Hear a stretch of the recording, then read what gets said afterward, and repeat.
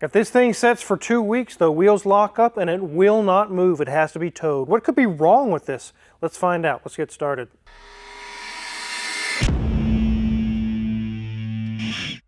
Now this is a 2015 Mini Cooper S with the 2-liter turbo. And the issue it has, we're going to show you today, really could apply to any car, but what we found out is causing the issue is minor, but the repair may not be.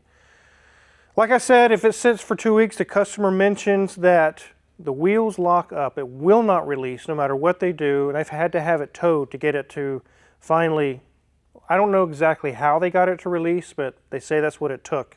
Also, it has some weird noises up front, some clunks they'd like it looked at, and we're going to show there's actually a service bulletin specifically for this vehicle. Let's take a look around this Mini Cooper. Here's the front of this Mini Cooper S, and it has a lot of black grille and blacked out things on it. It looks really nice with kind of a reddish color. What would you call it, Mrs. Wizard? I'll go with persimmon. Persimmon, okay. As we go around to the side, you can see we do have the wheel off. We're doing some work on it and doing some inspection. It does have wheels made by Rotiform. That's what it says on it. It looks like a spider web.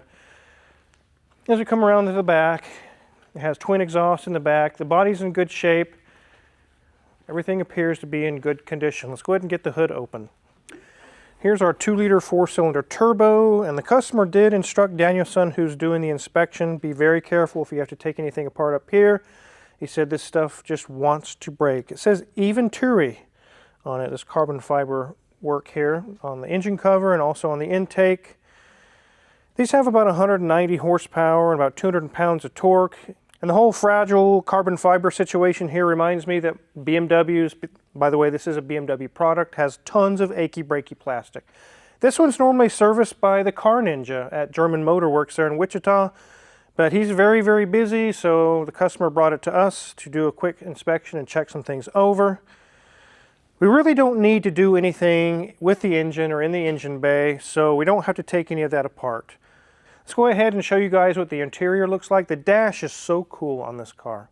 Okay, ladies and gents, here's our gauge cluster. And Mini Coopers are always interesting in their design and their layout, but we have 45,154 miles. So looking good. Like that we've got the speedo in the center there. We've got the tack on the side. So nice. Okay.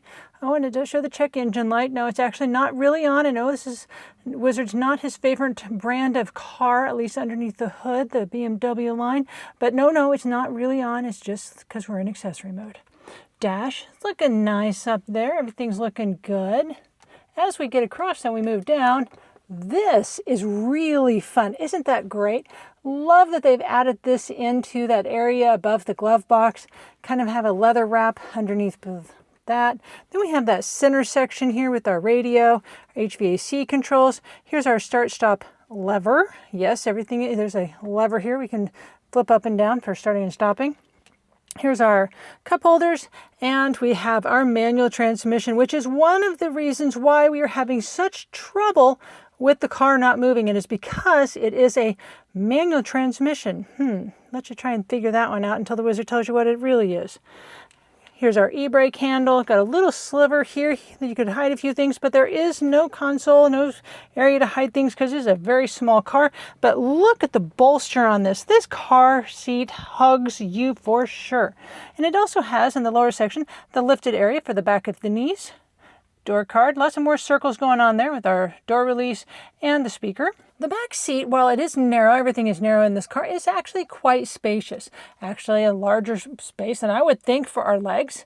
They do have a dash cover in here currently, but otherwise there's space to actually sit. As we get to the ceiling, we have a back moonroof, a bar, and our front moonroof. Back of the steering wheel here, got lots of buttons here, buttons, and more buttons, and our lovely Minis logo here in that center. So enough of this interior talk. Let's get this up in the air and see what's going on and why this thing won't move after 2 weeks. Kind of fuzzy under here with this fuzzy panels. Probably not going to find too many leaks with Car Ninja working on it, but we'll go ahead and take a look at this wheel over here. One thing that Danielson is noticing is if you look at this caliper bracket and where the pads are, it's very rusty crusty. Some corrosion going on with this thing. CV boot is good. Strut is not leaking. And we have a good sway bar link here. Nothing loose. As we get over here, we have the wheel off. You can see a little bit more of this corrosion right in here. I can just flake it off with my fingers. The vehicle probably sits quite a lot with only 45,000 miles on it. One thing we noticed on the road test is making another noise. It's the paint chipping from this CV shaft rubbing against the hub. Right in through here, you can see some of the paint chips I'm pulling out. Right there. It makes like a metallic noise. That'll need to be wire brushed. We'll need to remove the CV shaft to get to it. It's nothing that's dangerous, it's just an annoying noise. We have another noise we're going to show you on the suspension here in a minute on the front. Let's go ahead and finish our inspection. We see nothing's leaking back here. We do see a pipe has been welded in right here. Maybe a resonator was removed. The cat is still intact, but something's been replaced right here. More fuzzy panels, like a fiber panel. Heat shields. Here's our fuel tank. There's our exhaust. Let's check out these wheels here. And again, we're seeing lots of rusty corrosion. And right here with our e-brake is where we're thinking one of the issues is happening. Danielson's just very sure that because of all the corrosion and rust we're seeing is when the e-brake is on and it's left on for 2 weeks and you go to release it, either the cables or the little levers or something is binding and just not coming unstuck, and that's what's causing the wheels to stick. We're going to have to lube the cables, kind of take the calipers apart and take a look and see if there's any corrosion inside of those. But we're thinking that that's what's going on with that situation. Let's take a look at the other wheel. Again, you can see the corrosion on the aluminum, these white little specks starting to really dig into the aluminum. I don't know where it's all coming from, if it's been in contact with water or if it's just from sitting all the time, but I'm not sure what's going on there. One thing it does have, another noise that it makes, is when you come to a stop and as the rear end kind of arches a little bit, you hear just a little bit of a rubber squeak like ee, ee. And Danielson isolated it to the sway bar bushings, and those are not going to be fun to replace. Take a look. So right here where I'm touching is a plastic cover for the sway bar bushing. The bolt right here is going to be hard to get to, but the one on the other side you cannot get to. So that's not going to be fun. In order to replace those, we're going to have to drop the subframe to be able to even get to the bolts to replace those. We'll kind of have to ask the customer, do you want to just put up with the very small noise that it's making, or do you want to go ahead and do all the labor to get to those bushings and replace them? The customer's going to have to let us know if it's worth it for them to fix it. There's nothing dangerous about it. It's just kind of annoying. The biggest issue we're having back here is with the e-brake seizing up. If you used it every day, it probably wouldn't be a problem. But being that you set the brake and it sits that way for 2 weeks and you come back and release it, something's going on with the cables. We're going to have to dig in deeper, but it's just not releasing. Let's get this thing back on the ground.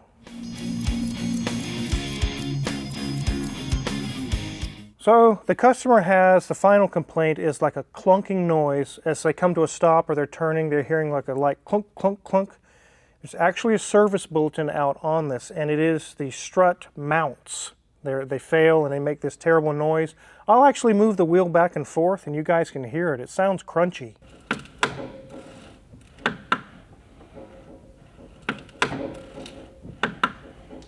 Now, as I mentioned at the beginning of this video, the issue in the back with the e-brake sticking, it could happen to any car that has an e-brake.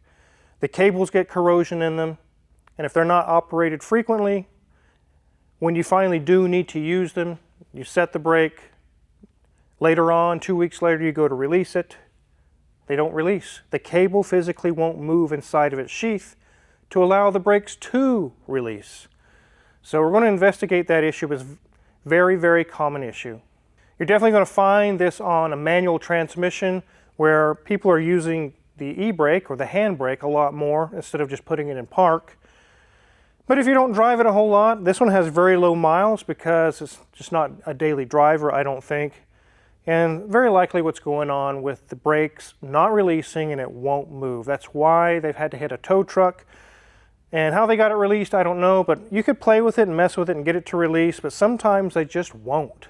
I actually remember this problem on an 06 Mustang we used to have many years ago, that the e-brake wouldn't release. I had to sit there and mess with it and go up and down a few times, and then I could hear it go clunk and it would finally release. So if you run into that issue, check your e-brake. It may be that the cable's seized up or something's going on along those lines. Now with this noise that's going on, we're going to have to replace the strut mounts. There's an actual bearing. In fact, in a video we just showed you on the R8, we talked about struts and how they come apart and there's a bearing and it turns. All of that is broken in there, making that noise. The only fix for that is to replace the strut mounts themselves. And the service bulletin that Danielson pulled up mentions this is a very high failure rate item on this Mini Cooper model. And they actually have upgraded strut mounts that solve this problem. So that'll be the solution there. So with a service bulletin, you need to keep in mind that doesn't mean recall. A service bulletin means they're recognizing a problem, here's the solution. But unfortunately, you still get to pay for it. It's not a recall. So that situation is going to be a customer's payment. They're going to have to pay to get that done. It's not going to be some sort of a recall that gets done at the dealer. We'll see if the customer wants to tackle the issue with the sway bar bushings in the back, making that rubber kind of a squeaky noise. If the labor is worth it to them or not. If not, we can try spraying some penetrant or something, but it probably won't stop it. But a lot of the issue we're seeing with this vehicle is from its setting and corrosion. We're seeing the brake pads up front, the CV shafts making a noise because the paint is corroding and peeling inside of that hub and making a noise. We're having issues with the e-brake sticking because of corrosion. So very, very much a corrosion issue with most of the problems this car has. So how do you keep the corrosion issue from happening? With the e-brake situation on this car, it really just needs to be driven a lot more and operate that cable and get it to move back and forth. There are things you can spray on the undercarriage to protect from rust and things. There's treatments you can do. You can look into that. People that live up in the Northeast, in New England, and Maine, or New Jersey, New York, places like that, sometimes there's so much salt on the road, there's really not much you can do. You just kind of have to get parts replaced or lubricated or figure it up as they start to fail or cause issue. If you have suggestions, let us know in the comments. I've heard a lot of people put fluid film is what it's called. They spray things and coat rusty parts or keep things from getting rusted. There's all kinds of different treatment options out there. So this customer owns this probably knows already it's not a Toyota Corolla. It's not going to be as reliable as a Honda Civic. They know that. But if you have to have something that looks different, it doesn't look like a cookie cutter everyday car, and it's fun to drive, and it has a soul, it has character. This is a car that has that, but you have to understand that when it does break, it's probably going to cost 2 to 3 times more to fix it than your Toyota Camry.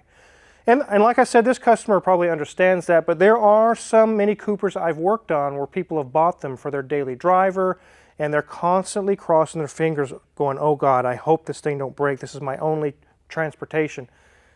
If you're in that situation, a Mini Cooper is probably not for you because they are not known to be reliable and they're not known to be cheap to fix. I know a few shops around town and a few in Wichita, they won't even touch a Mini Cooper.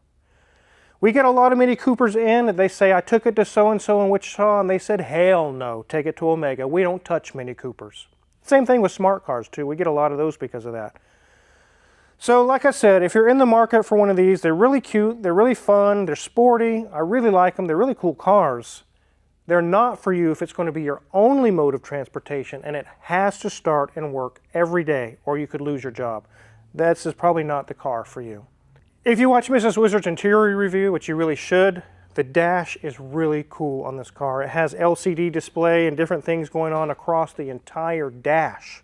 It's really, really awesome. It's the first time I've seen that on a Mini Cooper. A lot of them we work on are 2004, 5, 6, 7, 8 range. This one's new enough that it has a much updated interior and it looks really snazzy. Go check out that interior review if you haven't already. It's really cool. It's kind of a different take on touch screens and screens. A lot of us know in cars today they're going to this thing where your entire center console or the center stack is just a giant touch screen. That seems really cool. It seems really awesome until it fails. And when you run your HVAC and power seats and heated seats and all kind of different features through one screen, when it fails, you lose all of those features. You just lost everything. So I don't know if that's good or not. It's cool while it works, but when it breaks, you're going to be cursing the car. You're going to be like, I should have not bought this thing. So keep that in mind as well. Another thing is how long are they going to keep supporting it with updates and things, or if there's a software issue or software glitch and nobody's offering that anymore 20, 30, 40 years from now. I've mentioned this many times on videos in the past that I don't think we're going to be restoring 2012 and 2014 cars and 2020 cars 40 and 50 years from now. They're going to move past that old stuff so much that no one's even going to want to mess with that old technology. And who's going to put out the expense and the time to make some old something like that work when something new is so much better?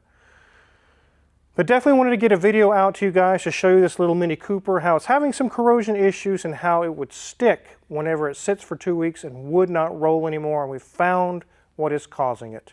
Also, we found out the service bulletin on these strut mounts. We're going to get the estimate to the customer, see what they want to do, what they don't want to do, and we're going to go from there. But I definitely wanted you guys to check it out as well. Some of these things could happen on your car, any car, so keep that in mind.